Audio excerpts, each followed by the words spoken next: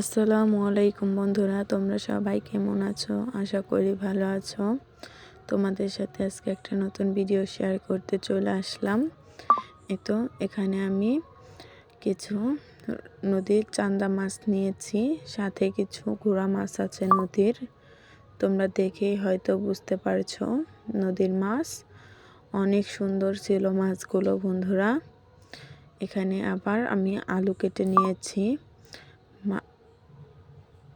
পেঁয়াজ কেটে নিয়েছি, কাঁচামরিচ কেটে নিয়েছি।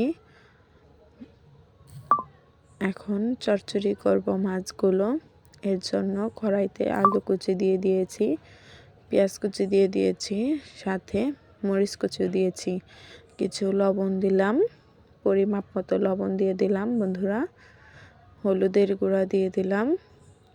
তোমরা এভাবে চচ্চড়ি করে খেয়ে দেখো, অনেক সুস্বাদু হয় বন্ধুরা।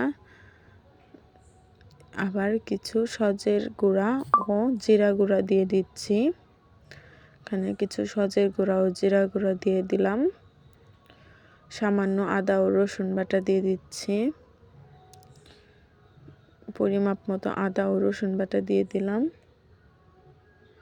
এখন হাত দিয়ে ভালোভাবে মাখিয়ে নেব। হাত দিয়ে ভালোভাবে মাখিয়ে নিচ্ছি। মাখানোটা যত ভালো হবে ততই তরকারির স্বাদটা আরও বেড়ে যাবে বন্ধুরা। দীর্ঘ সময় নিয়ে চচ্চড়িটা মাখাতে হবে।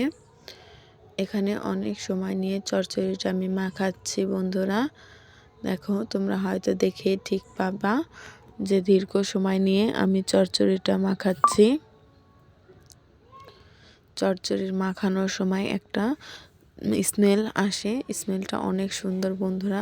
এখানে আমি চচ্চড়িটা মাখানো হয়ে গেছে অর্ধেক। এরপর তেল দিয়ে দিয়েছি, সয়াবিন তেল দিয়ে দিলাম।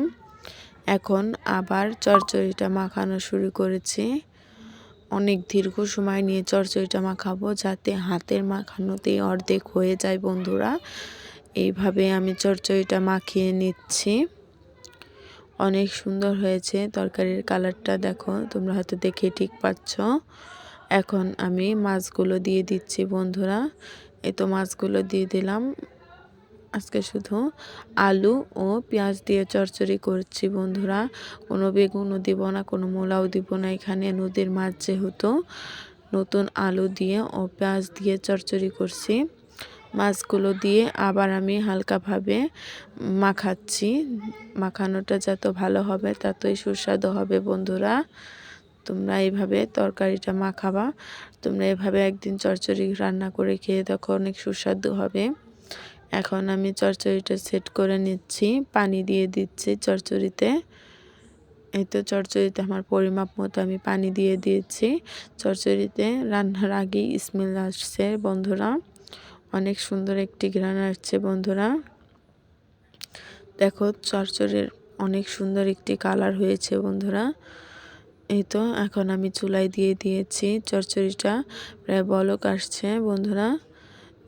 বলক আসছে।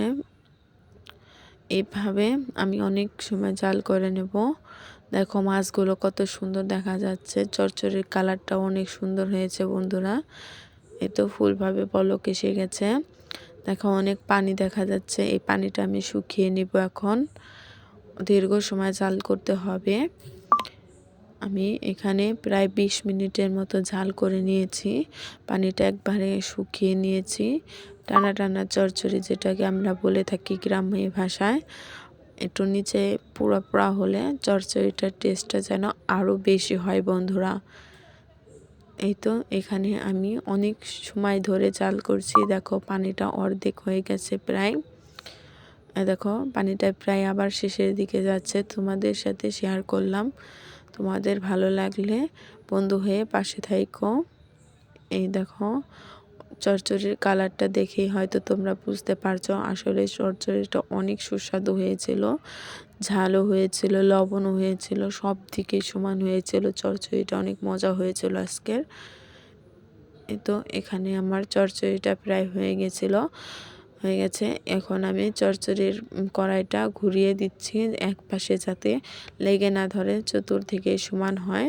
এর জন্যে চচ্চড়িটা আমি ঘুরিয়ে ঘুরিয়ে দিচ্ছি। আবার চামচ দিয়ে মাঝখানে দেখছি নিচে লেগে ধরছে নাকি। আমার চচ্চড়িটা হয়ে গেছে, আমি এখন নামিয়ে নেব বন্ধুরা। দেখো আজকে কোনো সজের পাতাও দিব না, শুধু এইভাবেই চচ্চড়িটা রান্না করলাম। এই তো আমার চচ্চড়িটা হয়ে গেছে। চচ্চড়ির ফাইনাল লুক দেখো, নদীর চান্দা মাছ চচ্চড়ি কত সুন্দর হয়েছে। আমার ভিডিওটি ভালো লাগলে সাবস্ক্রাইব করে বন্ধু হয়ে পাশে থাকো। সবাই সুস্থ থাকবে, ভালো থাকবে। আসসালামু আলাইকুম।